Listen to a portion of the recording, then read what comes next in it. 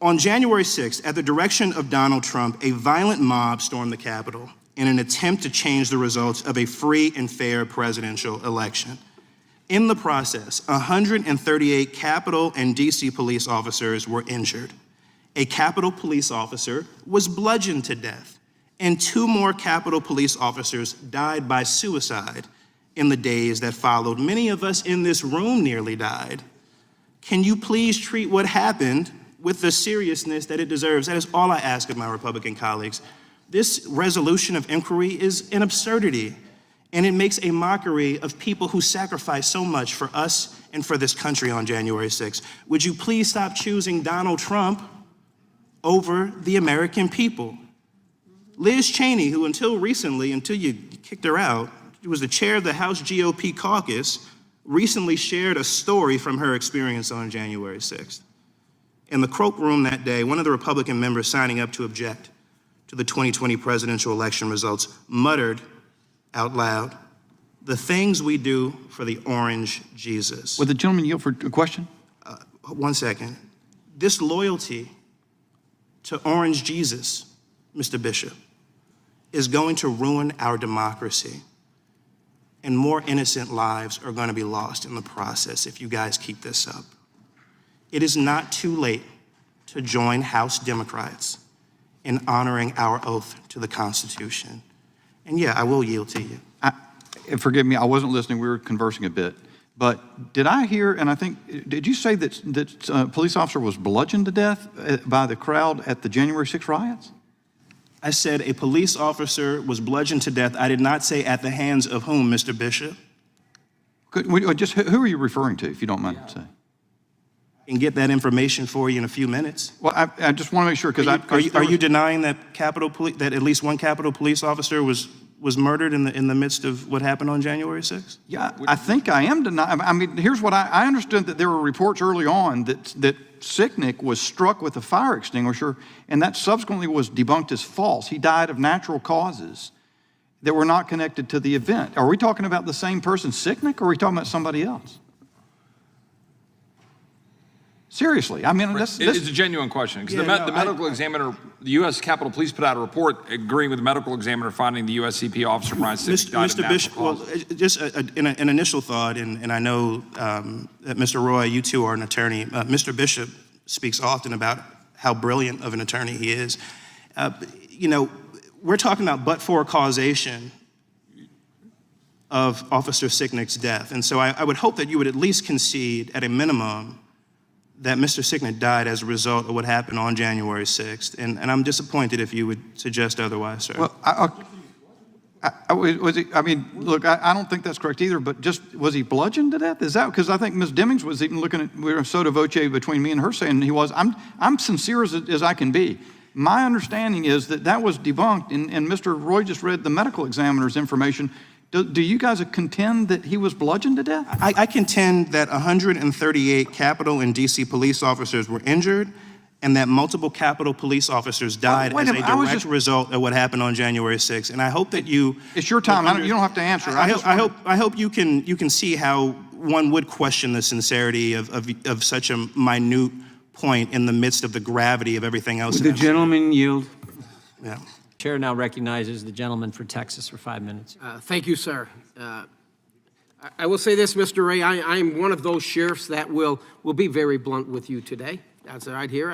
I've had an opportunity to look at your testimony, lots of stuff, and hear about numerous task forces, crimes being committed against children, including even infants and toddlers. MS-13 gang members coming across the open southern border, the poisoning and killing of the American people with fentanyl, the sex trafficking, the human trafficking. It's quite clear, it is clear that you guys are dealing with some of the sickest bastards in our society. I have an article here from CNN in January 2022 calling the January 6th investigation the biggest investigation in FBI history. And what shocks me about this, quite honestly, is that you don't mention January 6th. Again, the biggest investigation, not one time in your 14-page testimony. You don't mention it one time. And that makes me ask myself the question, what the hell are you hiding? Sir, you mentioned 38,000 agents and support personnel in your agency. How many FBI agents and support personnel have you assigned to the January 6th investigation? I don't know that I know the number. I know we have a lot of people working on it in multiple field Fair offices. enough, lots. Knowing that you are dealing with some of the sickest people in our society with investigations related to child sex trafficking, have you reassigned any of these agents or personnel to investigate January 6th? Yes or no? I don't believe we have reassigned people away from child exploitation to January 6th. Now, let me just say this, Director. I find that my answer knowledge. disturbing because last month, Steve Friend, he testified before the Weaponization Committee.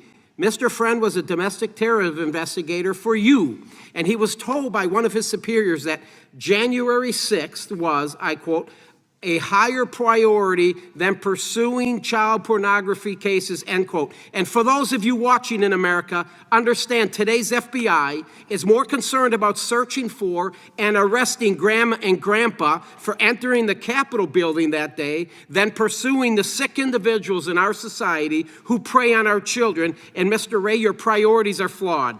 But let's rehash what we know so far, all right? It's the largest investigation in FBI history, and you don't mention it in your testimony. Agents have been reassigned from child exploitation cases and so on. So now let's get into the money, Mr. Ray. How much taxpayer money has been spent on January 6th? I don't know that I have the figure You don't have in it? my Okay, head, fine. but Mr. Ray, I got an article here, December 22, 2022, 2 years after the events of January 6th, and it says the Justice Department has requested another $34 million from Congress. And number one, you shouldn't get another dime. The FBI shouldn't get another dime for this political witch hunt against the greatest president in my lifetime, Donald J. Trump. I want to turn my attention now to this fella, this character, Mr. Ray Epps. We've all heard of him. We've heard of Mr. Ray Epps. He was number 16 on your FBI most wanted list. He was encouraging people the night prior and the day of to go into the Capitol. And Mr. Ray Epps can be seen at the first breach of Capitol grounds at approximately 12:50 p.m. Play the clip, please. We need to go into the Capitol. Into the Capitol. Into the Capitol. What? We are going to the Capitol, where our problems are. It's that direction. Please spread the word. All right, noted. Okay, but one more thing. Yeah, so can we go up there? No? When we go in, Are we going to get arrested if we leave go this up there? here. You don't need to get Should you shot. arrest us?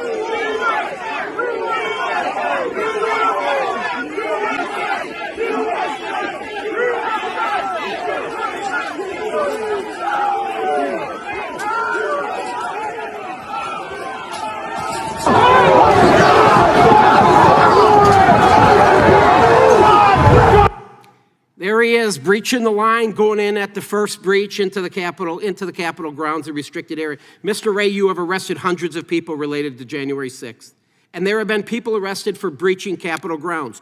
Cooey Griffin is an example. Rachel Genko is an example. And then we go to Mr. Brandon Strecka. Brandon was arrested for disorderly and disruptive conduct, which included yelling, I quote, "Go, go, go," as rioters tried to empty the Capitol. These three never went into the Capitol. They never assaulted anyone. So let's be honest with each other.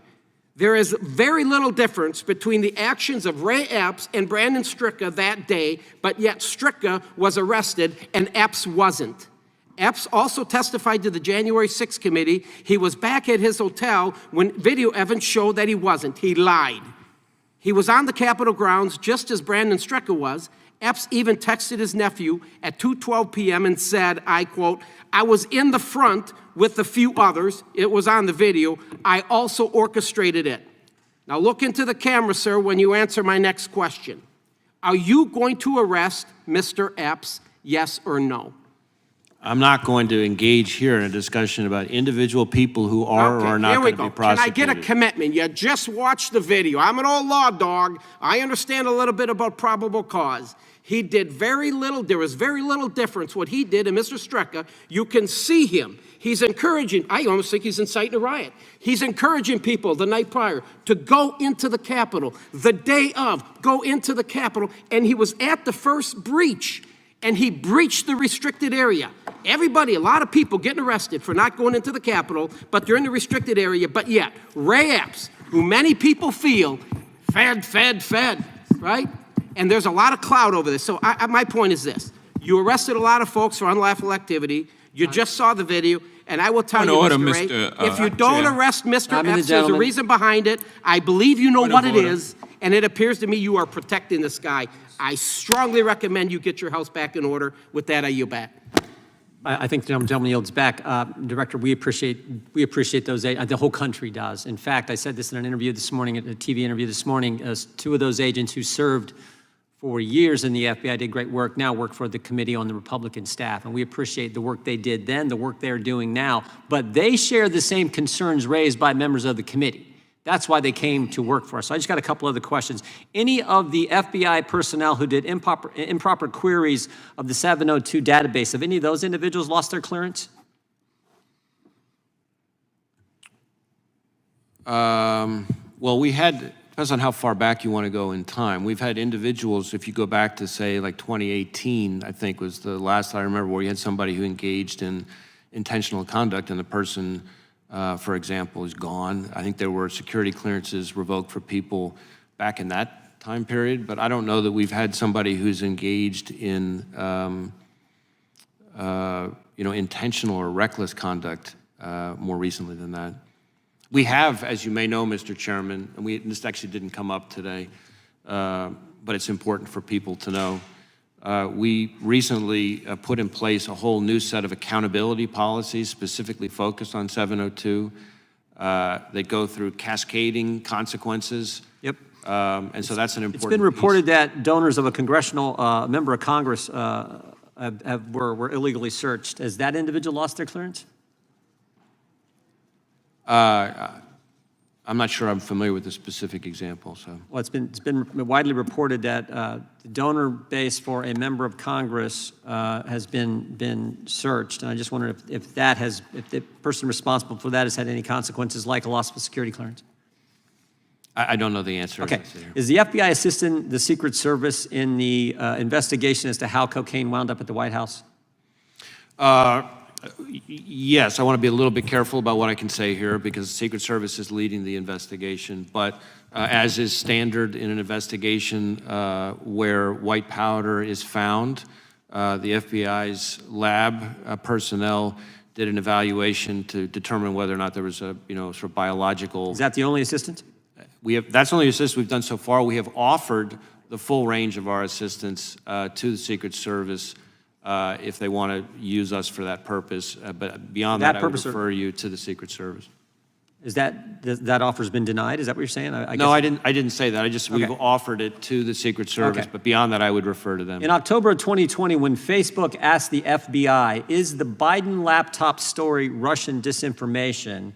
The FBI's answer was no comment. Who gave that answer? And before you answer, sir, if I might just interject the fact that we agreed that I would have 2 questions and you would have 2 questions. I think I said a couple questions. Yeah. And you've asked a couple. In fact, I know I said a couple questions, but I gave you 5 minutes, But I'll. Do you want another question? No, I want us to conclude this hearing, and I respect we will be your done in prerogative 2 minutes as the and chair. 10 seconds. Thank you. We appreciate that. And we obviously appreciate the director being here. In October 2020, when Facebook asked the FBI, is the Biden laptop story Russian disinformation, the FBI's response was no comment. Do you know who gave that response? I did not. The court knew, and the court said it was Laura Demlow. Do you know who Laura Demlow is? I do know who Laura Demlow is. And what does she do? Laura Demlow is an agent in our counterintelligence division, and she currently works with the Foreign Influence Task Force. Doesn't she head the Foreign Influence Task Force? I think she leads it, yeah. She leads the Foreign Influence Task Force. Did you tell her to give that comment? Did I what now? Did you instruct anyone, when Facebook asked, did you instruct them to give the no comment? I don't remember giving any instruction along those lines, although I should say I'm not sure whether Laura Demlow was in that role at the time frame that you described, but Again, the Right court now, in I don't know. Louisiana said she was, and said when Facebook asked her specifically, she said no comment. And this is the Foreign Influence Task Force leader, Foreign Influence Task Force that you created as director of the FBI, correct? I'm sorry. All that's correct. You created the Foreign Influence I Task did Force. create the Foreign Influence Yeah, you Task put that Force. together, and she heads it up. Okay. When did you become, how did you become aware of the Catholic memo? The one in Richmond that we've talked about a couple times today. As I recall, in one of my regular morning meetings, I learned that there was this product, and that was the same day that I ordered that it be removed. Was that before or after it was already in the press? That I can't tell you. My guess is it was probably around the same time, but I don't know. Did you learn about it? Did the people who brought it up to you, did they learn about it from the press, or was it some internal communication? I can't speak to how they learned about it. I just know that I was told about it by them, and we had a conversation about immediately taking steps that we then did. We appreciate that. Okay, Director, we appreciate your time today. I know it's been a long day. We already had the unanimous consent from Mr. Gates, so the committee is adjourned.